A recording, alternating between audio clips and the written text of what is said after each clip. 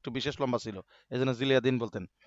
তো পরে কি হয়েছে, ওই যে আসরের নামাজের সময় রসুল সাল্লাল্লাহু আলাইহি ওয়াসাল্লাম 1 রাকাত কম পড়েছিলেন না 2 রাকাত পরে সালাম ফিরেছিলেন, একটা ঘটনা আছে না? তখন ওই সাহাবী প্রশ্ন করেছিলেন, ইয়া রাসূলুল্লাহ, নামাজ কি সংক্ষিপ্ত করা হয়েছে নাকি নামাজ ভুলে গেছেন, কোনটা? এই হাদিসটার উপরে গবেষণা করে কি চলে যেতেছেন? আচ্ছা আচ্ছা।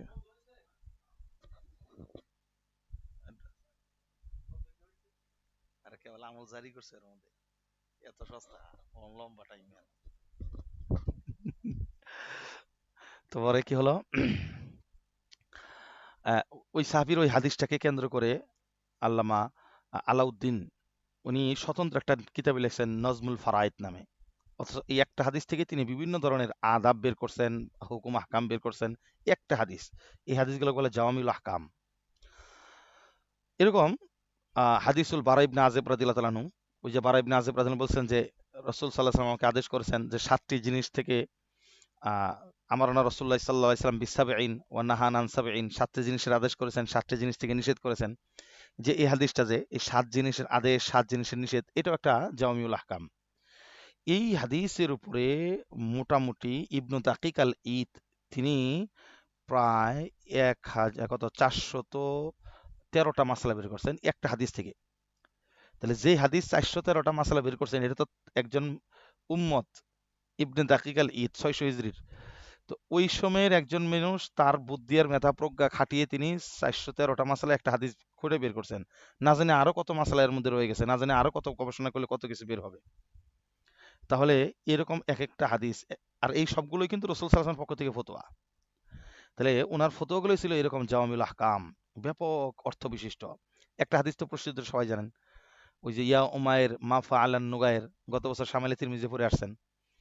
ইয়া উমায়ের মা ফাআলান নুগায়ের, উমায়ের নামক ছোট্ট এক সাহাবী, তার একটা নুগায়ের নামক বাচ্চা পাখি ছিল, সেটা মরে গেছিল। নবীজি তাকে মস্কারি করে বলছিলেন, একটু রং তামাশা করে, তার সাথে একটু খেলার ছলে তাকে আনন্দ দেওয়ার জন্য, ইয়া উমায়ের মা ফাআলান নুগায়ের, হে উমায়ের তোমার নুগায়ের কি হলো, একটু ছন্দবদ্ধ করে বলার চেষ্টা করেছিলেন তাকে মনোতুষ্ট করার জন্য। এই হাদিসের উপরে গবেষণা হয়ে 450-র মতো শুধু এই হাদিস থেকে হুকুম আহকাম বের করা হয়েছে। দেখেন হাদিসটা ছিল কি, মুজাহ সংক্রান্ত একটা মাসালা, এখান থেকে বলি শুনলে হাসবেন। ওই ঘটনা ছিল মদিনাতে। যেহেতু মদিনাতে একটা বাচ্চা পাখি নিয়ে খেলা বৈধ হয়েছে এবং বাচ্চাটা মরে গেছে, এবং রসুল সাল্লাল্লাহু আলাইহি ওয়াসাল্লাম সেই বাচ্চাটা নিয়ে খেলা বৈধও করেছেন, তাহলে বোঝা যায় বাচ্চাদের হাতে ছোট ছোট যদি তমিজ থাকে, বাচ্চার পরস্পরের পার্থক্য থাকে, বুঝতে পারে ভালো মন্দের মতো, এমন বাচ্চার হাতে খেলনার পুতুল দেওয়া যায়, মানে খেলনার বাচ্চা ছোট ছোট এরকম পোষা বানিয়ে দেওয়া যায়। এবং মদিনাটা মক্কার মতো হারাম না, মক্কার ভিতরে কোনো প্রাণী হত্যা নিষেধ, কোনো প্রাণী নিষেধ, কিন্তু মদিনা এরকম হারাম না। যেই অর্থে মক্কা হারাম সেই অর্থে মক্কা মদিনাটা হারাম না। বাকি বলতে সময় মদিনা মানে কি বলে, মাসজিদুল হারামাইন, ওইটাকে হারাম নগরী বলে, ওটা সম্মানের দিক থেকে বলে। কিন্তু মাসালার দিক থেকে মসজিদে হারামের সীমানার ভিতরে বা হেরেমের যে এলাকা আছে এইটুকুর মধ্যে কোনো প্রাণী নিষেধ, হত্যা করা নিষেধ, পাকড় করা নিষেধ। তো এই নিষেধাজ্ঞাটা কিন্তু মদিনাতে নাই। যদি তাই থাকতো তাহলে এখানে মা ফাআলা নুগায়ের, নুগায়ের কি হলো, বাচ্চার হাতে খেলার জন্য কখনোই কোনো সাহাবী তুলে দিতে পারতেন না। এই যে দেখেন কিভাবে বের করছে হুকুমগুলো, চিন্তা আপনার আমাদের মাথায় এরকম চিন্তা আসতো না। এই বুঝতেছেন কথাগুলো আমার? জি ওস্তাদ। আমার আওয়াজ কি যা জি। যায়? হ্যাঁ জি। আচ্ছা। তো এইরকম রসুল সাল্লাহ আসলামের হাদিসগুলো ছিল জাওয়ামিউল আহকাম, অনেক হুকুম আহকাম সমৃদ্ধ, যার কয়েকটা নমুনা দিলাম, যে এক একটা হাদিস থেকে স্বতন্ত্র বই হয়ে গেছে, এবং এক একটা হাদিস থেকে দেখা 400-500 করে হুকুম আহকাম বের করেছেন পরবর্তী ফোকাহে কেরাম। ইয়া আল্লাহ, আল্লাহ মাফ করে দেন, আল্লাহ মাফ করে দেন, আল্লাহ মাফ করে দেন। তো পরে চলেন, পরে কি হলো, ওয়াহিয়া আকবারু মা আখাজিন লিশরিয়াতিল ইসলামিয়া বাদাল কোরআনিল কারীম, কোরআনে কারীমের পরেই শরীয়তে ইসলামের সবচেয়ে বড় মাখাস, সবচেয়ে বড় উৎসস্থল হলো এই হাদিস। দিন ইসলামের হুকুম আহকাম বের করার জন্য কোরআনের পরে সবচেয়ে বড় মাখাসটার নাম হলো হাদিস। এই কারণেই মুস্তাশরিকিন যারা, ওরিয়েন্টালিস্ট, পাশ্চাত্যবিদ যারা, তারা তো এটা বুঝে ভালো করে যে কোরআনকে নিয়ে কথা বলা যায় না, কারণ কোরআনে আল্লাহ নিজেই বলছেন আমি কোরআন হেফাজতের দায়িত্ব আমি নিজে নিছি। এই কারণে ওরা সবচেয়ে বেশি আঘাতটা করছেন হাদিসের মধ্যে যায়, কারণ ইসলামী শরীয়তের সিংহভাগ, কোরআনের পরে সিংহভাগ হুকুম আহকাম আসছে হাদিস থেকে। এখন যে কোনো ক্রমে হাদিসের ব্যাপারে একটা গোলমাল পাকাইয়া হাদিসের ব্যাপারে একটা সন্দেহের বীজ বপন করে দেওয়া যায়, তাহলে ইসলামের অর্ধেকটাই শেষ। এই কারণে হাদিসের উপর এত অ্যাটাক, এত আক্রমণ। একই সময় এক এক সাহাবীকে নিয়ে কুমন্তব্য, তাদের হাদিসগুলো নিয়ে কুমন্তব্য, এবং মুনকিরিন হাদিস এবং আহলে কোরআন নামে যে বিভিন্ন দল সৃষ্টি হয়েছে, হাদিস অস্বীকারী তথা কোরআন আহলে কোরআন নামে, যারা আহলে কোরআন এরা একাদিকে কোরআন মানে বলে, প্রকৃতপক্ষে কোরআনও মানে না, হাদিস অস্বীকারী। কোরআনে আল্লাহ তাআলা হাদিস মানার জন্য বলছেন, ওমা আতাকুমুর রাসূল ফাখুযুহু ওমা নাহাকুম আনহু ফান্তাহু। স্পষ্ট হাদিস আয়াত আল্লাহ তাআলা বলছেন। তো যা হোক, এজন্য সবচেয়ে বড় দুইটা মাধ্যম কোরআন, এবং কোরআনের পরেই সবচেয়ে বড় উৎসস্থল আমাদের আহকাম সংগ্রহ করার জন্য সেটা হলো হাদিস। ওয়াকানাতি সাহাবাতু রাদিয়াল্লাহু আনহুম ইয়াহফাজুনাহা ফিস সুদুরি ওয়াজ-জাবুরি। সাহাবা আজমাইনগণ তারা তাদের বক্ষে এবং যে পারছেন লিখে দফতরে, বিভিন্ন ধরনের বই পুস্তিকাতে তখন ওইভাবে লেখা হয় নাই, যদ্দূর হইছে তারা লিখে বা বক্ষে সেই এলেমকে, আসমানি ওই এলেমকে, কোরআন এবং সুন্নাহ, রাসূল সাল্লাল্লাহু আলাইহি ওয়াসাল্লামের থেকে প্রাপ্ত এই সুন্নাহ এবং আল্লাহর থেকে নবীর মাধ্যমে প্রাপ্ত ওহির জ্ঞান তথা কোরআনের জ্ঞানকে তারা বক্ষে ধারণ করেছিলেন, হেফাজত করেছিলেন। কামা তাকাররারা ফি মাবহাসি তাদবিনিল হাদিস ওয়া কিতাবিহি। হ্যাঁ, তাদবিনে হাদিসের, হাদিস সংকলনের যে ইতিহাস সম্বলিত যে বিষয় কিতাবগুলো আছে, সেই কিতাবগুলো এবং তাদবিনে হাদিসের যে আলোচনাগুলো আছে, সেখানে স্পষ্ট এগুলো সাক্ষী দেয় যে হাদিস সংরক্ষণ করা হয়েছে কোত্থেকে, কিভাবে নিয়ে। হাদিস তো কোথাও কোনো সাহাবী লিখে রাখছিলেন বই পুস্তকে, এরকম খুব কম। তবে হ্যাঁ, হাদিস সংকলনের ইতিহাস সাহাবা আজমাইন থেকেই শুরু হয়েছে, এটা সুনিশ্চিত। মিশকাত শরীফে আপনারা পড়েছিলেন যে আলী রাদিয়াল্লাহু তাআলা আনহু, তিনি ওই যে সিংহার ভিতরে দুই চারটা হাদিস লিখে, কিছু কিছু হাদিস লিখে সিংহার ভিতরে এরকম জমায় রাখছিলেন। তাহলে লেখার মাধ্যমে সংরক্ষণের যুগ স্বয়ং সাহাবা আজমাইনের মধ্যে শুরু হয়েছে, এবং আলী রাদিয়াল্লাহু আনহু নিজেও করছেন। আপনারা জানেন উসুলে ফিকের যে ইতিহাস লিখছে আপনাদের ওখানে কিন্তু এটা আছে যে স্বয়ং ওমর ইবনুল খাত্তাব রাদিয়াল্লাহু আনহু তিনিও কিন্তু যে চিঠি লিখছিলেন, সেখানে বেশ কিছু উসুলে ফিকের মূলনীতি দিয়া কিন্তু চিঠি লিখা সেটা সে আবু মুসা আশআরী রাদিয়াল্লাহু কাছে পাঠাইছিলেন। তার মানে লেখার যুগ, লেখনের যুগ এবং সংগ্রহের যুগ সেখান থেকে শুরু হয়েছে। আপনারা এই বিষয়ে কিতাব পড়তে পারেন স্বতন্ত্র, কেন এখানে এত আলোচনা করতে গেলে আমি কিতাব আগাইতে পারবো না। করা যাবে লম্বা আলোচনা, এখানে ঢুকলে এক এক শব্দের মধ্যে আলোচনা আছে। আপনারা এই বিষয়ে কিতাব পড়তে পারেন, ইমাম ইবনে মাজাহ ও কিতাবুস সুনান, মানাজের হাসান গিলনি রহমানের তাদবিনুল হাদিস, ঠিক আছে, আব্দুর রশিদ নোমানী রহমতুল্লাহ লেখা ইমাম ইবনে মাজাহ ও কিতাবুস সুনান, আরবিতেও আছে উর্দুতেও আছে, দুইটা কিনলে সবচেয়ে ভালো। এর 250-300 টাকা করে দাম নেবে, কোনোদিন কিনা রাখলে পড়তে পারলে খুব উপকার হবে। যা হোক, চলেন এবার। তো সাহাবা আজমাইন তাদের বক্ষেই এগুলো বেশি সংরক্ষণ করছেন, এটাই ইতিহাস বলে। এই জন্য তাদের ব্যাপারে বলা আছে আল ইলমু ফিস সুদূর লা ফিস সুতুর। এটা একটা প্রবাদ হয়ে গেছে যে এলেম রাখতে হবে বই পুস্তকে না, এলেম রাখতে হবে বক্ষে। কারণ এই সিনাটাই একদম পাক জায়গা, এখান থেকে সিনা টু সিনা ইলম সরছে দুনিয়াতে।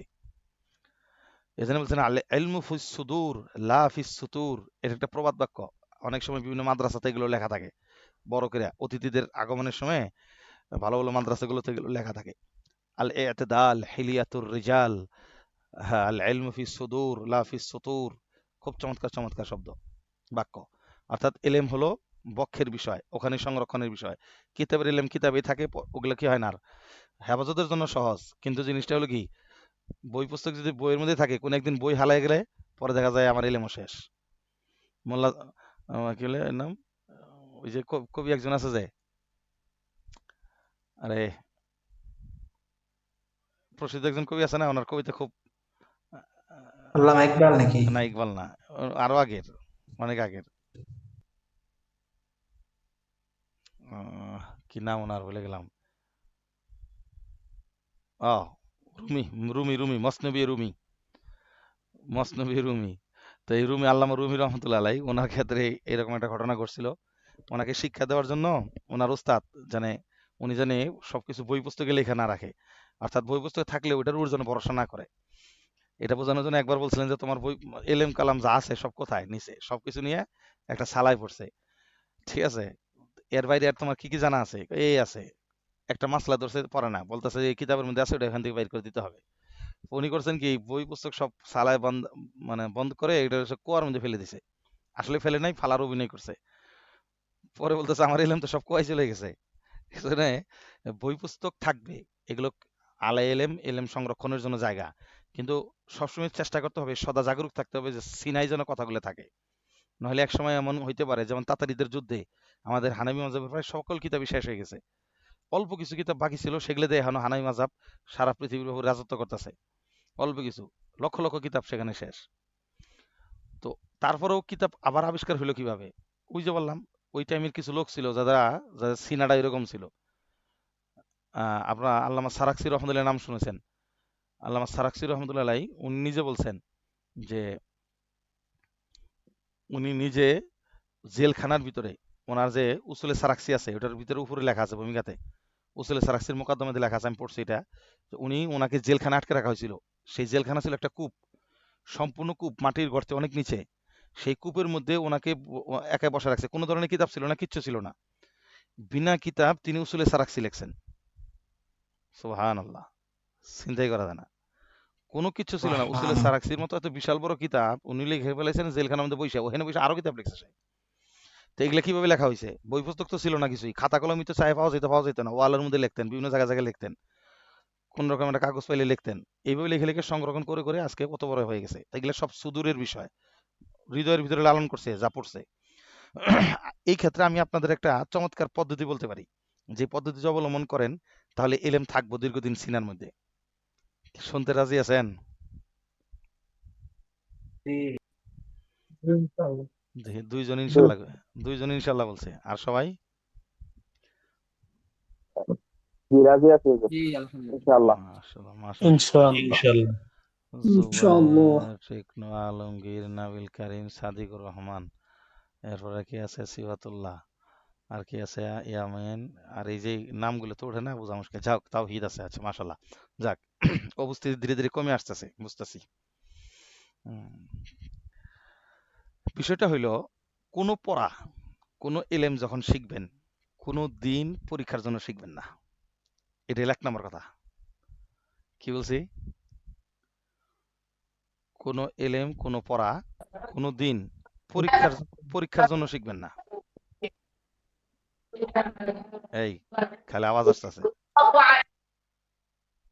আমার কথা কি বুঝতে পারছেন? আমি বলছি কি, কোনো দিন কোনো জ্ঞান পরীক্ষার জন্য শিখবেন না। ১ নম্বর শর্ত। যদি পরীক্ষা কেন্দ্রিক শিখেন তাহলে পরীক্ষার হল পর্যন্ত যাইতেও পারে এলেম, নাও যাইতে পারে, আর হলের পরে যে থাকবেন এটা নিশ্চিত। ২, পড়াটা শিখবেন চোখের সামনে এই চিত্র ভাসায়া, যে আমাকে কোনো এক ময়দানে কথা বলতে দিছে, আমাকে এটা বলতে হবে, কিভাবে বলতে হবে, তাহলে এইভাবে শিখি। অথবা আমি কোনো এক মসজিদে কিংবা কোনো মাদ্রাসায় ইন্টারভিউ যাবো, আজকে আমার এই সবকটা ধরবে, তাহলে এই সবকটা আমাকে কিভাবে পড়তে হবে বা এই পড়াটা আমাকে কিভাবে পড়তে হবে সেটা পড়ি। কথা বুঝছেন? যদি এই চিন্তা ভাবনা সামনে নিয়ে পড়তে পারেন, দেখবেন প্রচুর এলেম ভিতরে ঢুকে থাকবে কিন্তু সহজে বাইর হবে না। এবং ছাত্রদেরকে মুজাকারাতান অনেক সময় আপনার সবকের সাথে সম্পর্ক আছে, না বললেও ছাত্রদের জন্য যথেষ্ট। তথাপিও মাঝে মাঝে বলবেন, শোনাবেন, হলো নিজের তাকরার করার জন্য। আর এই চর্চার মাধ্যমে আর এই টার্গেটে পড়লে দেখবেন পড়াটা অনেকদিন থাকবো। তার কারণ বলি, ছোট সময় আম পাতা জোড়া জোড়া পড়ছেন, এখনো মনে আছে কেন বলতে পারবেন? এই আম পাতা জোড়া জোড়া মনের আনন্দে পড়ছিলেন। কেউ কোনোদিন পরীক্ষা দিতে ওই চিন্তা করে পড়েন নাই, কারণ ওটা জীবনের প্রথম কবিতা ছিল। এর আগে কোনো কবিতা পড়ানো নাই, এরপরে পরীক্ষা দিতে হবে, যে পরীক্ষা আছে লিখতে হবে, এটা জীবনে চিন্তা করেন নাই। ওটা শিখছিলেন আনন্দে। এখনো পড়াটা আনন্দে শিখেন, কিয়ামত পর্যন্ত মনে থাকবো ইনশাল্লাহ। আনন্দে, যেটা আমি শিখতেছি পরীক্ষার জন্য না, আমার জীবনের জন্য, যে কোনো সময় আমার প্রয়োজন হইতে পারে। ঠিক আছে, কারোর সামনে আমার উপস্থাপনা করা লাগতে পারে, দেখবেন পড়াটা একদম ঝকঝকা থাকবো, আর আয়নার মতো। এই, বেশি একটা পছন্দ হয় না এই পদ্ধতি, তাই না?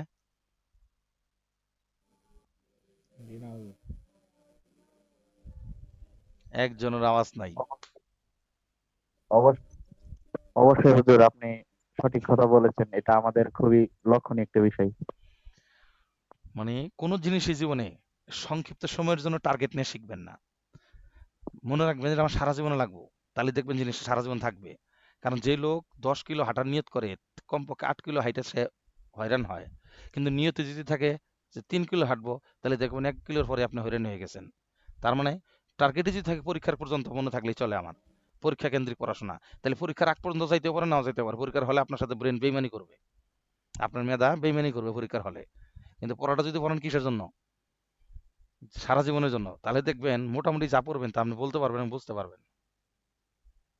ঠিক আছে, একটা গুরুত্বপূর্ণ ফোন আসছে, আমি একটু কথা, একটা মিনিট জাস্ট। আসসালামু আলাইকুম রাহমাতুল্লাহ। ওয়ালাইকুম আসসালাম ওয়া রাহমাতুল্লাহ। হ্যাঁ কাকা, এই তো আছে আলহামদুলিল্লাহ। কি অবস্থা? আচ্ছা, যাও। আসসালামু আলাইকুম। ওয়ালাইকুম আসসালাম। আব্বা, কি অবস্থা? এই যে, ফোন করবো, দুই তিনবার ফোন দিছি, আশা কোনো ফোন রিসিভ করে না, আম্মারও ফোন দিছি, প্রত্যেক শুক্রবারে দিই কিন্তু কেউ ফোন ধরে না। শুক্রবারে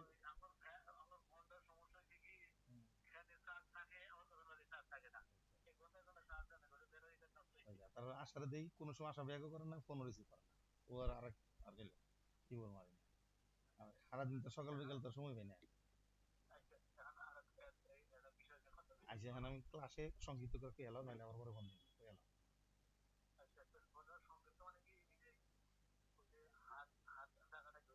হ্যাঁ,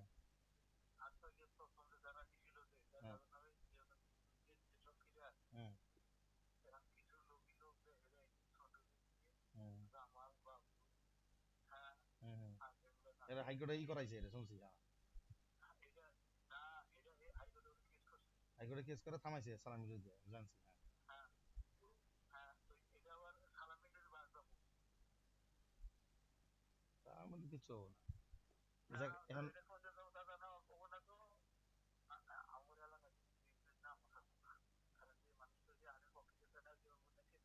হ্যাঁ, হ্যাঁ, হ্যাঁ, হ্যাঁ, হ্যাঁ, হ্যাঁ,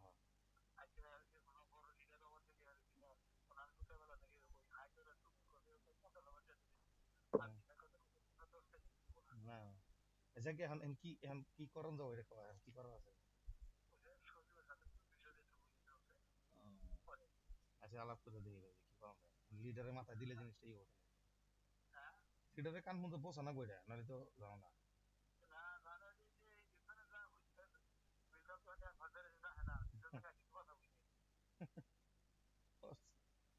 বুঝতে পারছি, ঠিক আছে আব্বা, সমস্যা নাই, এটা আমি বলবো না। আচ্ছা, আসসালামু আলাইকুম।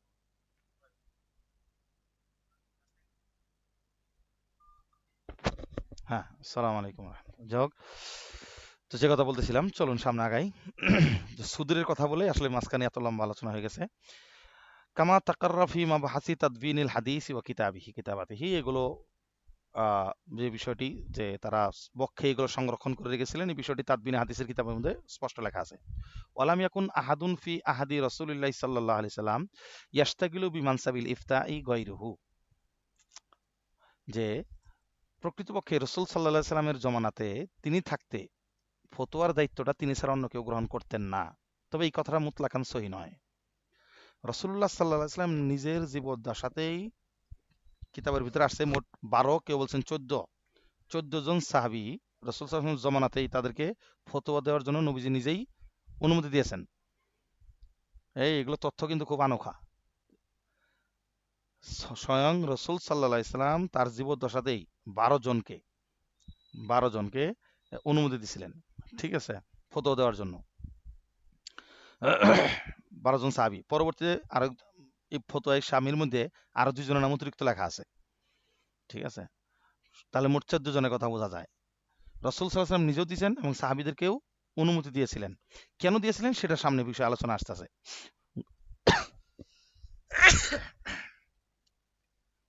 বাকি রসুল সাল্লাল্লাহু আলাইহি ওয়াসাল্লাম জীবদ্দশায় থাকতে তার সামনে কেউ ফতোয়া দিবে, এটা কিছু অসঙ্গত লাগছে। গয়রু আন্নাহু আলাইহিস সালাতু ওয়াসসালাম রুবামা ফাওয়াদা আমরুল ইফতাই আবিল কযাই ইলা বাদি আসহাবিহি, কখনো রাসূলুল্লাহ সাল্লাল্লাহু আলাইহি সাল্লাম তিনি ফতোয়া এবং কাজার দায়িত্ব কোন কোন সাহাবীর উপরে তিনি ন্যস্ত করতেন। এই তো লাইন আসছে। ওয়ালা আল্লাহু লিইউমাররিনাহুম আলাল ইজতিহাদ ওয়াল ইসতিমবাত, এটা কেন করছিলেন? এটা করছিলেন এই জন্য যাতে সাহাবীদের ফতোয়া প্রদান, ইস্তেমবাত এবং ইজতেহাদের উপরে তাদের একটা তামরিন, অনুশীলন হয়ে যায়। কারণ রসুল সাল্লাহ সাল্লাম তো সারা জীবন থাকবেন না, ওনার তিরোধানের পরে যেন মানে ওনার অনুপস্থিতিতে হুকুম আহকামগুলো ইস্তেমবাত করে, গবেষণা করে, বের করে করে উম্মতকে দিতে পারে, এটার একটা চর্চা নিজ হাতে করাই গেলেন। এই কারণে ওনার জীবদ্দশাতেই 12-14 জন সাহাবীকে এই কাজের জন্য তিনি নিজে প্রশিক্ষণ দিয়েছেন, অনুমতি দিয়েছেন।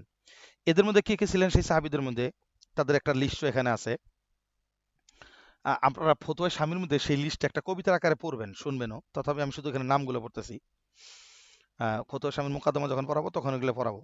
এখানে আছেন ধরেন 4 খলিফা, অর্থাৎ আবু বকর, ওমর, ওসমান, আলী রাদিয়াল্লাহু তাআলা আনহু, আব্দুর রহমান ইবনে আউফ 5 জন, উবাই ইবনে কাব 6 জন, মুআজ ইবনে জাবাল 7 জন, যায়েদ ইবনে সাবিত 8 জন, আম্মার ইবনে ইয়াসির 8 জন, হুযায়ফা ইবনুল ইয়ামান 9, আবু দারদা 10, আবু মুসা আল আশআরী 11, উবাদাহ ইবনে সামিত 12, আব্দুল্লাহ ইবনে মাসউদ রাদিয়াল্লাহু তাআলা আনহু 13, কেউ বলছেন সালমান ফার্সি সহ এর মোট 14। ঠিক আছে, এই 14 জন সাহাবীর যে নাম বলছি এখান থেকে আপনারা ক্লাস থেকে এগুলো টুকাই নেওয়ার চেষ্টা করেন ইনশাআল্লাহ। আর তাছাড়া না নিলেও সমস্যা নেই, মুকাদ্দমায় দুরুল মুখতারে মুকাদ্দমা যখন পড়াবো তখন এখানে কবিতার মধ্যেই 14 জনের নাম লেখা আছে। আচ্ছা, তো এখন তাহলে কেন অনুমতি দিয়েছিলেন? ইজতিহাদ এবং ইস্তেমবাতের একটা তামরিন প্রশিক্ষণ দেওয়ার জন্য। আচ্ছা, তো চলেন এবার কি বলে দেখেন, মাসলুমা রওয়াহুল হাকিম আন আব্দুল্লাহ ইবনে আমরিন রাদিয়াল্লাহু তাআলা আনহুমা। হাকিম বলতে মুস্তাদরাকে হাকিম, ঠিক আছে, মুস্তাদরাকে হাকিম। ইনি আব্দুল্লাহ ইবনে আমর রাদিয়াল্লাহু তাআলা আনহু থেকে একটা রিওয়ায়াত করেন যে আন্না রজুলাইনে ইখতাসামা ইলান নবী সাল্লাল্লাহু আলাইহি ওয়াসাল্লাম, দুই ব্যক্তি নবীজির সামনে এসে একটা বিষয় নিয়ে পরস্পর বাক বিতণ্ডা করতেছিলেন, পক্ষ বিপক্ষে কথা বলতেছিলেন। এরপরে ফাকাল আলী আমরিন, আমর ইবনে আস রাদিয়াল্লাহু তাআলা আনহু, এই আমর বলতে আমর ইবনে আস রাদিয়াল্লাহু তাআলা আনহু, ওনাকে তিনি আব্দুল ইবনে আমর, দেখি এটাকে আমর ইবনে আস না আব্দুল ইবনে আমর,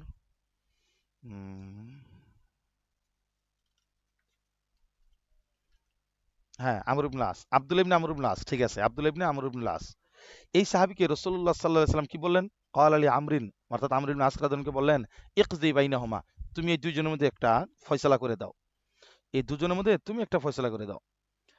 ফাকালা আকজি বাইনাহুমা ওয়া আনতা হাজিরুন ইয়া রাসূলুল্লাহ, তিনি বললেন, আল্লাহ রাসূল আপনি থাকতে আমি দুইজনের মধ্যে ফয়সালা দেব, এটা কেমন করে হয়? ক্বালা নাআম, আলা আন্নাকা ইন আসাবতা ফালাকা আশরু উজুরিন ওয়া ইন ইজতাহাদতা ফাআখতাতা ফালাকা আজরুন।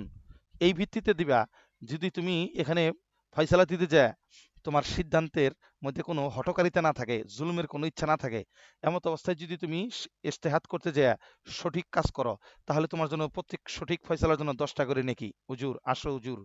আর যদি ইজতেহাদ করতে যায়, গবেষণা করতে যায়, আখতা ভুল করে বসো, ফালাকা আজরুন, তারপরেও ভুলের জন্য কোনো গুনাহ নাই, বরঞ্চ ইজতেহাদ করার কারণে আজরুন, একটা নেকি পাওয়া যাবা। তাহলে ইজতেহাদের ফজিলত বলে দেওয়া হইলো, এবং ইজতেহাদ নবীজি নিজ হাতে থেকে শিখাইয়া যাইতেছেন। বোঝা যাচ্ছে রাসূল সাল্লাল্লাহু আলাইহি ওয়াসাল্লাম জমানাতেই এই ধরনের ফিকহ ফতোয়ার তামরিন নবীজি থাকতে সাহাবাদেরকে দিয়েও কখনো করিয়েছেন। ওয়া মিসলুমা রুবিয়া আন মাকিলিন আল মুজানি রাদিয়াল্লাহু তাআলা আনহু, তিনি একজন সাহাবী, বাইয়াতে রিদওয়ানের সময় তিনি এই সাহাবী উপস্থিত ছিলেন, বড় সাহাবী মূলত, কিন্তু পরিচিত বিষয় নাই কারণ অল্প কিছু হাদিস বর্ণনা করেছেন। ক্বালা আমারানিয়ান নবী সাল্লাল্লাহু আলাইহি ওয়াসাল্লাম, তিনি বলেন যে রাসূল সাল্লাল্লাহু আলাইহি ওয়াসাল্লাম আমাকে আদেশ করেছেন আন আকজিয়া বাইনা কওমিন, কোন কওমের মধ্যে কোন কওমের মধ্যে ফয়সালা করে দেওয়ার জন্য। ফাকুলতু মা উহসিনু আন উকজিয়া ইয়া রাসূলুল্লাহ, আমি বলছিলাম ইয়া রাসূলুল্লাহ, এই কাজা ফয়সালা ফতোয়া এগুলোর ব্যাপারে আমি ভালো ধারণা রাখি না, আমি এগুলো খুব ভালো পারি না, এটা বললাম। ক্বালা, এবার তিনি রাসূল সাল্লাল্লাহু আলাইহি ওয়াসাল্লাম বললেন যে আল্লাহু মাআল কাজী, আল্লাহ ওই কাজীর সাথে, ওই বিচারকের সাথে, ওই গবেষকের সাথে আছেন, মা লাম ইয়াহফি আমাদান, যে গবেষক ইচ্ছাকৃতভাবে কখনো জুলমান কোনো ফতোয়া দেয় না, জুলমান কোনো ফয়সালা করে না, এরকম জালেম কাজী ছাড়া, যিনি কোরআন সুন্নাহ ভিত্তিকই ফয়সালা করার চেষ্টা করেন, মাযহাব মাসালা বের করার চেষ্টা করেন, যদি ভুলও হয় টেনশন নাই, বরং তার সাথে আল্লাহ তাআলা থাকেন। ক্বালা, নবীজি বলছেন যে আল্লাহু মাআল কাজী, আল্লাহ ওই কাজীর সাথে থাকেন, মালাম ইয়াহফি, হা মানে ইয়াহফি শব্দটা হলো মালাম ইয়াজলিম, যতক্ষণ না সে জুলুম করে, আমাদান ইচ্ছা করে। আল্লাহ, দেখেন স্পষ্ট হাদিস আসতেছে ইজতিহাদ করার ব্যাপারে, অথচ আমাদের আহলে হাদিসরা কি বলে, মানে মাযহাবই মানতে চায় না, অথচ এই 12 জনকে 12টা এলাকার জন্য দায়িত্ব দিয়েছিলেন, এবং প্রত্যেক এলাকার লোকজন তাদের এই কয়েকজনের কথাই শুনতেন। এটা হলো আশ্চর্য বিষয়। আমি আপনাদেরকে বলেছিলাম শুরুর দিনই মনে হয় যে ইমাম বুখারীর মধ্যে যার কারণে ইমাম বুখারী হয়েছেন তিনি হলেন আলী ইবনে মাদিনী। এই আলী ইবনে মাদিনী রহমাতুল্লাহ একটা কিতাব আছে আল ইলাল ফি মারিফাতির রিজাল, ওখানে তিনি 65 নম্বর পৃষ্ঠায় কিতাব লেখাটা লিখছেন, যারা ফিহিম মাযাহিবু, সাহাবীদের মধ্যেই মাযহাব অনেকগুলো ছিল, এক এলাকার উলামা সাধারণ মানুষ ওই এলাকার মুফতি যিনি প্রধান মুফতি থাকতেন তার ফতোয়াই মানতেন, তার মাযহাবই মানতেন, অন্য এলাকার মুফতি সাহেবের মাযহাব ফতোয়া মানতেন না। এই বিষয়ে একটা আলোচনা করেছিলাম। তার মানে সেই কথাটার নমুনা এখন সরাসরি দেখেন, 12 জনকে রাসূল সাল্লাল্লাহু আলাইহি ওয়াসাল্লাম নিজে কি করছেন, ফতোয়া দেওয়ার অনুমতি দিয়ে গেছিলেন, তার সামনে ট্রেনিং করাইছেন, তামরিন করাইছেন। তারা অস্বীকার করলেও নবীজি তাদেরকে দিয়ে তামরিন করাইছেন। আচ্ছা, তো এবার আসেন, ওয়াকাযালিকা বাআসা রাসূলুল্লাহ সাল্লাল্লাহু আলাইহি ওয়াসাল্লাম বা'দা সাহাবাতি ইলাল বিলাদিন নাইয়াতি। বিলাদিন নাইয়া মানে দূর দেশ। কিছু কিছু সাহাবীকে রাসূল সাল্লাল্লাহু আলাইহি ওয়াসাল্লাম অনেক দূর দেশেও পাঠাইছেন। ফাআযিনা লাহুম বিল ইফতাই ওয়াল কাযা, তাদেরকে ফতোয়া এবং কাযা প্রদানের জন্য, বিচার করার জন্য, ফতোয়া প্রদানের জন্য অনুমতিও দিয়েছিলেন। কামা আখরাজাল মুহাদ্দিসুনা আন আসহাবি মুআয ইবনে জাবাল রাদিয়াল্লাহু তাআলা আনহু, যেমন নাকি মুহাদ্দিসিনে কেরাম মুআয ইবনে জাবাল রাদিয়াল্লাহু তাআলা আনহুর পক্ষ থেকে একটা হাদিসও বর্ণনা করে থাকেন। সেই হাদিসটা প্রসিদ্ধ, আমাদের সমস্ত ফুকাহে কেরাম সেই হাদিসকে দলিল হিসেবে গ্রহণ করেন ইজতিহাদের পক্ষে, মাযহাবের পক্ষে। কোনটা সেটা? লাম্মা আরাদা আইয়াবআসা মুআযান ইলাল ইয়ামান, মুআয ইবনে জাবাল রাদিয়াল্লাহু আনহুকে যখন ইয়ামানের মুফতি এবং কাজী হিসেবে নিযুক্ত করেন নবীজি নিজে, তাকে ওখানে পাঠাইছিলেন, তখন রাসূল সাল্লাল্লাহু আলাইহি ওয়াসাল্লাম তাকে জিজ্ঞেস করেছিলেন, কাইফা তাকদি ইযা আরাদা লাকা কাযাউন, যখন তোমার সামনে কোনো নতুন বিচার দায়ের করা হবে, নতুন কোনো মামলা আসবে, মাসলা আসবে, কিভাবে তুমি ফয়সালা করবা? ক্বালা আকযি বিকিতাবিল্লাহ, বললেন আমি আল্লাহর কিতাব দিয়ে প্রথম চেষ্টা করব ফয়সালা দেওয়ার লেগে। ক্বালা ফা ইন লাম তাজিদ ফি কিতাবিল্লাহ, যদি আল্লাহর কিতাবে না পাও, ক্বালা ফা বিসুন্নতি রাসূলিল্লাহি সাল্লাল্লাহু আলাইহি ওয়াসাল্লাম, তাহলে আমি আপনার সুন্নত, আপনার হাদিস খুঁজে সেটাকে বের করার চেষ্টা করব। ক্বালা ফা ইন লাম তাজিদ ফি সুন্নতি রাসূলিল্লাহি সাল্লাল্লাহু আলাইহি ওয়াসাল্লাম, যদি আমার কিতাব সুন্নতের মধ্যে না পাও, ক্বালা ওয়ালা ফি কিতাবিল্লাহ, এবং যদি আল্লাহর কিতাবেও না পাও, কোরআন সুন্নাহ কোথাও নাই, তাহলে কি করবা? ক্বালা আজতাহিদু রায়ি ওয়ালা আলু, বলে যে আমি আমার সিদ্ধান্ত দিয়ে চেষ্টা করব। আজতাহিদু, আমি চেষ্টা করব, ইস্তেহাদ করব, রায়ি আমার সিদ্ধান্ত দিয়ে, আমি আমার সিদ্ধান্ত দিয়ে সর্বোচ্চ চেষ্টা করব, নিজে চিন্তা গবেষণা দিয়া। ওয়ালা আলু, আমি চেষ্টায় কোনো কমতি করব না। ঠিক আছে? ওয়ালা আলু, আমি চেষ্টায় কোনো সামান্য কমতি করব না, আমি সর্বোচ্চ চেষ্টা প্রয়োগ করব। এই জন্য কিন্তু ইজতিহাদ কাকে বলে সংজ্ঞা মধ্যে বলেছিলাম, যে একজন মুজতাহিদ ফকি তার সর্বোচ্চ চেষ্টা প্রয়োগ করে কোনো চেষ্টায় কমতি না রেখে একটা মাসালার ব্যাপারে কোনো কিছু উদ্ভাবন করা, এবং এই ধারণা সৃষ্টি হওয়া যায় এরপরে আর চেষ্টা করার সুযোগ নেই, এই পরিমাণ চেষ্টা করা। এই কারণে এই শব্দটা এখানে আসছে, আজতাহিদু রায়ি ওয়ালা আলু, আমি আমার গবেষণা খাটাবো, ওয়ালা আলু, গবেষণা প্রয়োগ করার মধ্যে, চেষ্টা মেহনত করার মধ্যে কোনো কমতি করব না। রাসূল সাল্লাল্লাহু আলাইহি ওয়াসাল্লাম তখন ফাদারাবা রাসূলুল্লাহ সাল্লাল্লাহু আলাইহি ওয়াসাল্লাম সদরাহু, নবীর বুকের উপরে এরকম হাত চাপড়ে দিয়ে বলছিলেন, আলহামদুলিল্লাহিল্লাযী ওয়াফাকা রাসূলিল্লাহি লিমা ইউরদি রাসূলুল্লাহ, কি বলছেন? প্রকৃত প্রশংসা আল্লাহ তাআলার জন্য, আলহামদুলিল্লাহিল্লাযী ওয়াফাকা, যিনি তৌফিক দিয়েছেন, রাসূলিল্লাহ, আল্লাহ রসুলের রসুলকে, আল্লাহ রসুলের রসুল, প্রথম রসুল মানে দূত, কারণ তাকে দূত হিসেবেই তো পাঠাচ্ছিলেন এই এলাকায়, যে যিনি আল্লাহ, প্রকৃত প্রশংসা আল্লাহ তাআলার জন্য, যিনি তার রসুলকে মানে রসুলের দূতকে তৌফিক দিয়েছেন এমন বিষয়ে ফয়সালা দেওয়ার জন্য, লিমা ইউরদি রসুল আল্লাহ, যে বিষয়ে সে তার রসুলকে মানে আল্লাহ রসুলকে সে খুশি করে দিছে, অর্থাৎ এই কথাটা তার পছন্দ হয়েছে, কোরআন সুন্নাহ না পাইলে সে ইজতিহাদ করে, গবেষণা করে ওই বিষয়ে ফতোয়া দিবে। নবীজি বলতেছেন এই বিষয়টাতে খুশি হয়ে বলছেন, আলহামদুলিল্লাহিল্লাযী ওয়াফাকা রাসূলিল্লাহি লিমা ইউরদি রাসূলুল্লাহ ও হাজাল হাদিস। শেষ পর্যন্ত এই হাদিসটা, এই যে এইখানে ইজতিহাদকে রাসূল সাল্লাল্লাহু আলাইহি ওয়াসাল্লাম নিজে প্রমোট করতেছেন, উৎসাহিত করতেছেন। ওয়া ইন আল্লাহু বাদুল মুহাদ্দিসিনা বিজাহালাতিল হারিস ইবনে আমরিন ওয়া জাহালাতি মান রুবিয়া আনহুম মিন আসহাবি মুআয ইবনে জাবাল রাদিয়াল্লাহু তাআলা আনহু। এখানে আবার ইশকাল হইলো, আহলে হাদিসের পক্ষ থেকে এই হাদিসটা যখন ইজতিহাদের পক্ষে বলি, মাযহাবের মানার পক্ষে বলি, তখন তারা এই হাদিসের মধ্যে কটা ত্রুটি বের করছে। ওয়া ইন আল্লাহু, আল্লাহ ইউইল্লু শব্দের অর্থ হলো ত্রুটি বের করা, দোষ ধরা, খুঁত ধরা। তো ত্রুটি ধরছে কি, কোন মুহাদ্দিসিনে কেরাম ত্রুটি ধরছেন যে হারিস ইবনে আমর যিনি, তিনি একটু মাজহুল, তাকে চিনে না কেউ, অথবা হারিস ইবনে আমরিন ছাড়া মুআয ইবনে জাবালের আরো যারা ছাত্র আছে অনেকেই চেনা যায় না, জাহালাত, অর্থাৎ মাজহুলুল আইন, কেউ মাজহুলুল হাল, এগুলো বলে তালিল করার চেষ্টা করছেন, অর্থাৎ ত্রুটিযুক্ত বলার চেষ্টা করেছেন। কিন্তু ওয়ালাকিন তালাক্কাহু উলামা কুল্লি আসরিন ওয়া মিসরিন বিল কবুল, তকি ইসমাইল সাহেব লিখতেছেন, এগুলো, এই সমস্ত জবান দরাজি করে এই হাদিসের উপরে কোনো লাভ নাই, কারণ এই হাদিসটাকে সমস্ত যুগের, সমস্ত দেশের, সকল শহরের সমস্ত ওলামায়ে কেরাম, সমস্ত ফোকাহে কেরাম তালাক্কাত বিল কবুল, এই হাদিসটাকে কবুল হিসেবে, মাকবুল, নিজেদের আমলযোগ্য মনে করে নিছেন। তখন এই হাদিসটার হাদিস খবরে ওয়াহিদ থাকে নাই, এটা খবরে মুতাওয়াতির হয়ে গেছে, খবরে মুতাওয়াতিরের পর্যায়ে চলে গেছে এটা। এবং ইবনুল কাইয়িম আল জাওজি রাহিমাহুল্লাহ এই কথাই বলছেন, যে এর সনদের মধ্যে কোনো ত্রুটি নেই, যেটুকু জাহালত আছে সেই জাহালতকে জাহালত বলা যাবে না কেন? বলে মানে মুআয ইবনে জাবাল রাদিয়াল্লাহু আনহু একজন সাহাবী, আর ওনার থেকে যারা রিওয়ায়াত করতেছেন প্রত্যেকেই তাবিঈন। আর তাবিঈনদের ব্যাপারে জারহে তাদিলের নিয়ম হইল, যদি কোনো তাবিনের ব্যাপারে সরাসরি কোনো জরাহ খুঁজে না পাওয়া যায়, জরাহ তো বুঝছেন, অর্থাৎ তার ব্যাপারে কেউ কোনো মন্দ বলেছে, কোনো ত্রুটির কথা বলেছে, এরকম যদি কোনো তথ্য না পাওয়া যায়, তাহলে ধরে নেওয়া হবে উনি একজন আদেল, উনি একজন সেকা রাবী। অর্থাৎ সেকা হওয়ার জন্য সেকাটা বলতে হয় না, সেকা হওয়ার জন্য, আদেল হওয়ার জন্য আদালতের কথাটা বলতে হয় না, না বললে তিনি অটো আদেল। আর যদি তিনি ত্রুটিযুক্ত থাকেন, তো ত্রুটিযুক্তের ব্যাপারে তার ব্যাপারে দলিল লাগবে, দুই একজনের কথা লাগবে।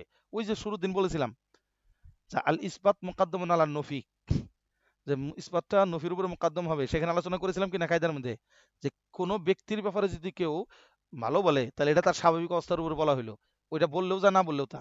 কিন্তু যদি তারপরে কেউ খারাপ বলে তাহলে এটা একটা অতিরিক্ত কথা, সুতরাং অতিরিক্ত কথা যদি তাহলে এটা জিয়াদা হইলো, তাহলে এটা হলো ইসবাত। সুতরাং ইসবাত যদি দলিলযুক্ত হয় তাহলে দলিলবিহীন নফির উপরে গ্রহণযোগ্য হয়। বলেছিলাম কিনা আলোচনাটা?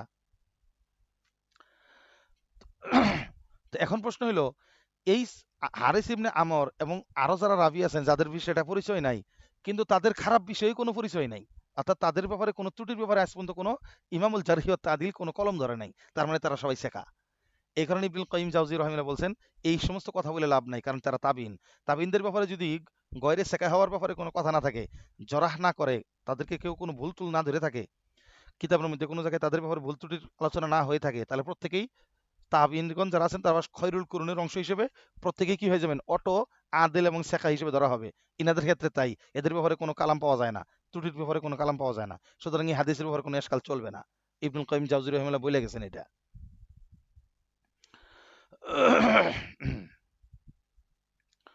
আচ্ছা, ويقول الحافظ ابن القيم جوزي رحمه الله فهذا حديث وإن كان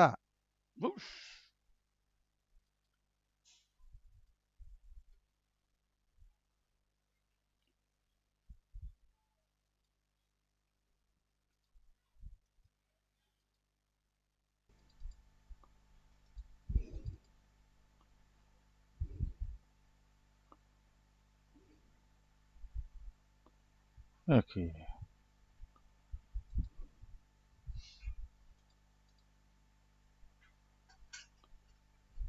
প্রতিদিন একই জায়গায় বারবার টেনে আনতে মন চায়, এটা যেন কি একটা কাজ জেনে থাকে,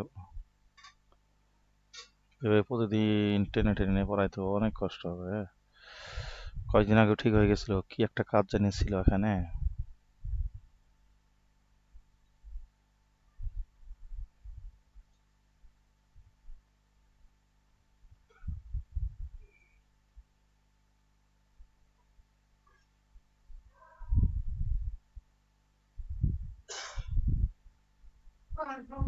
আচ্ছা, পেয়েছি। পিডিএফ এর জন্য কি কোনো অ্যাপস ব্যবহার করে? পিডিএফ এর জন্য কোনো অ্যাপস কিছু তো কি করে, কিছু কিছু জানি না। পিডিএফ ডাউনলোড দিছি, ওখান থেকে যায় শুধু ক্লাসে আসি। এখন এর জন্য আবার কি অ্যাপস ট্যাপস কিছু আছে কিনা জানি না কিছুই।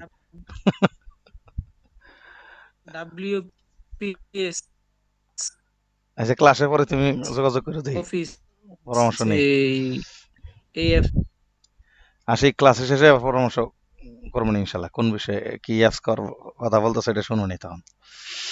আচ্ছা, জি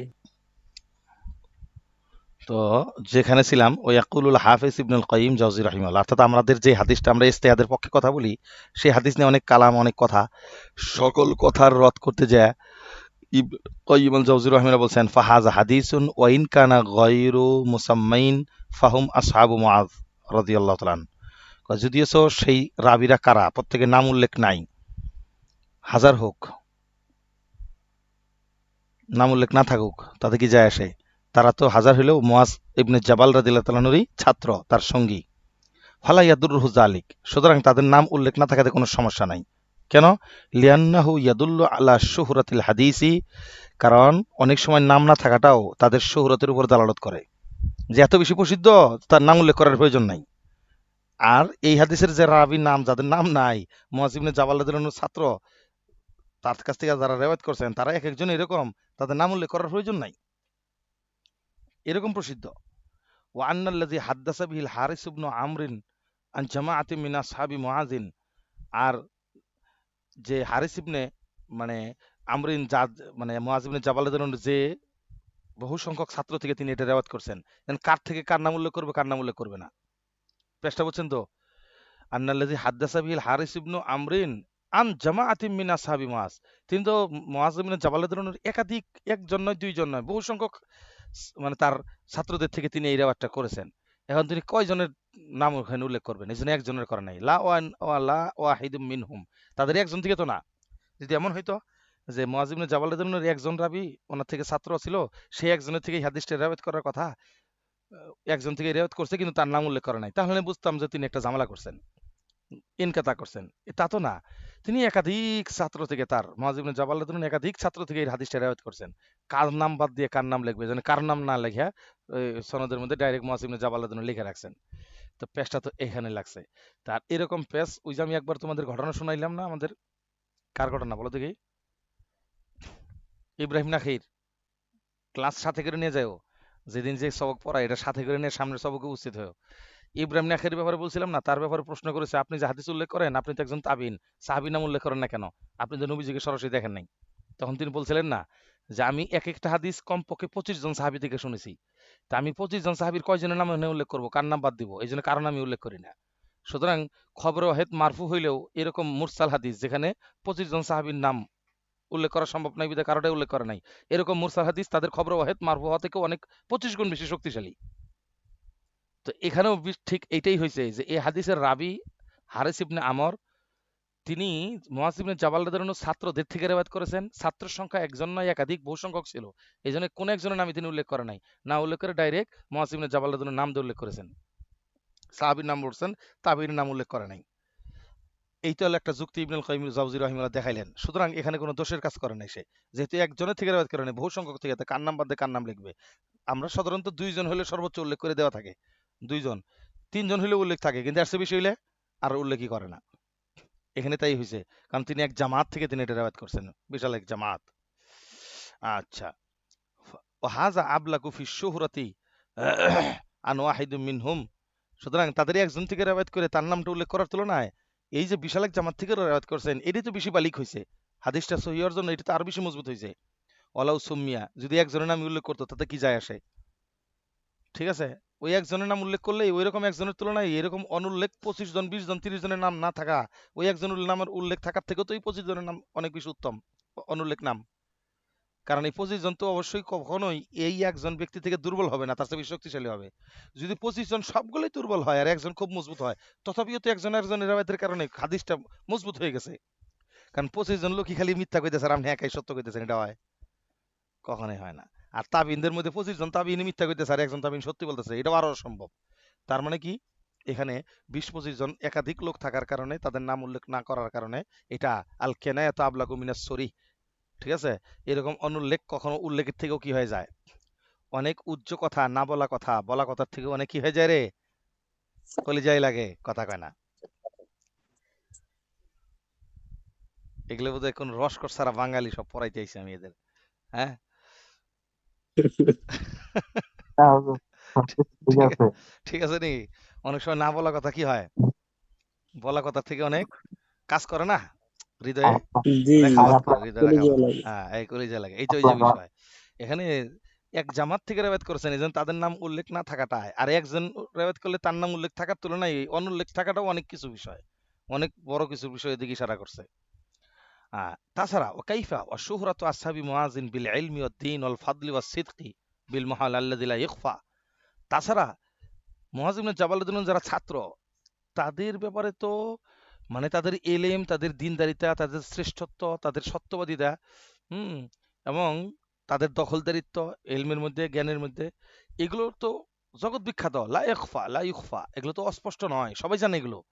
তাহলে যার ছাত্রদের ব্যাপারে সকল জায়গায় জ্ঞাত, সব জায়গায় সবার সবার মধ্যে তাদের ব্যাপারে একটা স্বীকৃতি আছে, সমাদৃত সবাই, এরকম ব্যক্তি যদি কারো নামে পরিচালিত হয়ে যায়, জানা অমুকের অমুক সাহাবীর ছাত্র যারা আছে তারা সবাই মোটামুটি বেশ ভালো, খুব যোগ্য যারা, এখন এরকম ছাত্রদের থেকে কেউ রেওয়ায়াত করছে, তাদের কারো নাম উল্লেখ না থাকলেও কি কোনো দোষ আছে? কারণ উস্তাদের নাম উল্লেখ থাকছে, তার ছাত্রের নাম উল্লেখ নাই, টেনশন কি? ওই উস্তাদের নামে এই ছাত্রদের প্রসিদ্ধি আছে আগে থেকে, যে এনে কোনো খারাপ ছাত্র ভর্তি হতে পারে না। আল্লাহ। সুতরাং ওয়ালা ইউআরাফু ফি আসহাবিহি মুত্তাহামুন ওয়ালা কাযযাবুন। ঠিক আছে, চলেন এইটাই বলছেন যেখানে, এই দেখেন, ওয়াকাইফা শুবাতু হামিলু লিওয়াই হাযাল হাদিস, ইমাম শুবা যাকে মানে হাদিস শাস্ত্রের ঝান্ডাবাহী বলা হয়, আমিরুল মুমিনিন ফিল হাদিস বলা হয়, উনার মতো ব্যক্তি তার থেকে হাদিস নেয়, তার ছাত্র থেকে হাদিস নেয়, তো তুমি কোন হাইওলা এই হাদিস নিতে তোমার সমস্যা হয়? ওয়াকাদ ক্বালা বাদু আইম্মাতিল হাদিস, অনেক অনেক হাদিসের ইমাম বলেন, ইযা রাআইতা শুবাহ ফি ইসনাদি হাদিসিন ফাসদুদ ইয়াদাইকা বিহি, যদি কোনো হাদিসের মধ্যে সনদে হয় ইমাম শুবা রাওয়ায়াত করতেছে, তাহলে ওই হাদিস না টেনশন করা দরকার নেই, ওটার জরাই ধরে বসে দেখো, কারণ ওই হাদিস নিশ্চিত সই, ওর মধ্যে কোনো ঝামেলা নাই। এই কথাটা কি মানুষ এমনি বলছে?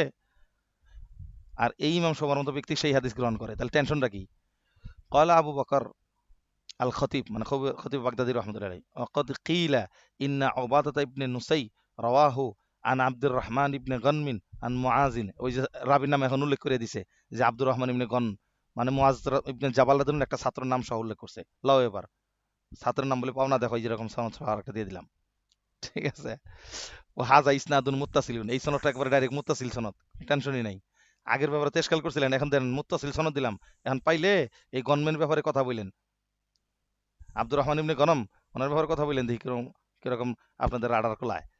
ও রিজালুহু মারুফুনা বিসসিকাহ, এই সনদের যতগুলো রাবি আছে সবাই সিকা হিসেবে পরিচিত। আলা আন্না আহলাল ইলম কদ নাকালুহু ওয়াহতাজ্জু বিহি, প্রত্যেক আহলে ইলম মুহাদ্দিসিনে কেরাম এই সনদের হাদিসটা রিওয়ায়াত করে থাকেন এবং দলিলও দিয়ে থাকেন। ফা ওয়াকাফনা বিযালিকা আলা সিহহাতিহি ইনদাহুম, সুতরাং তাদের কাছেও এটা সহিহ হিসেবে তাদের আমরা পেয়েছি, মাওকিফ অবস্থান পেয়েছি আমরা। সুম্মা ইন্না হাযাল হাদিসা মুআয়্যাদুন বিহাদিসিন সহিহিন, এই হাদিসটা আরেকটা সহিহ হাদিসের দ্বারা মুআয়্যাদ, অর্থাৎ মজবুত হয়, তাকিদ পাওয়া যায়, এই হাদিসের সবকে আরেকটা হাদিস পাওয়া যায়। আখরাজাহু শাইখান, যেটা স্বয়ং সহিহ বুখারী সহিহ মুসলিম আলা রিওয়ায়াত করেছেন। এবার লন, ঠেলা সামলান। আন আমর ইবনুল আস রাদিয়াল্লাহু তাআলা আনহু আন্নাহু সামিয়া রাসূলুল্লাহ সাল্লাল্লাহু আলাইহি ওয়াসাল্লাম ইয়াকুল, ইজা হাকামাল হাকিমু, যদি কোনো হাকিম কোনো বিচার করেন, ফাস্তাহাত্তুম, না ফাস্তাহাদা, ইজা হাকামাল হাকিমু ফাস্তাহাদা, কোনো হাকিম কোনো বিচার করলো, হুকুম করলো, ফাস্তাহাদা সর্বোচ্চ সে ইজতিহাদ করলো, সুম্মা আসাবা এরপরে সে কোনো সঠিক সিদ্ধান্তে পৌঁছলো, ফালাহু আজরান, তার জন্য দুইটা নেকি। ওয়াইজা হাকামা অর্থ ফয়সালা করলো, ফাস্তাহাদা চেষ্টা পরিশ্রম করে মুজাহাদা করে ইজতিহাদ করলো, গবেষণা করলো, সুম্মা আখতা কিন্তু পরবর্তী দেখা গেল এটা ভুল হয়েছে, ফালাহু আজরুন, কমপক্ষে তার জন্য একটা আজর রয়েছে। এই হাদিসের ব্যাখ্যায় বলছেন দুইটা আজর বলতে কোন আজর? একটা আজর হইলো ইজতিহাদের, আর একটা আজর হলো সঠিক করার কারণে। আর একটা আজর তাহলে কোনটা ভুল করলো এক আজর, কয়টা ইজতিহাদ করার কারণে এক আজর, ভুলের কোনো গুণা নাই।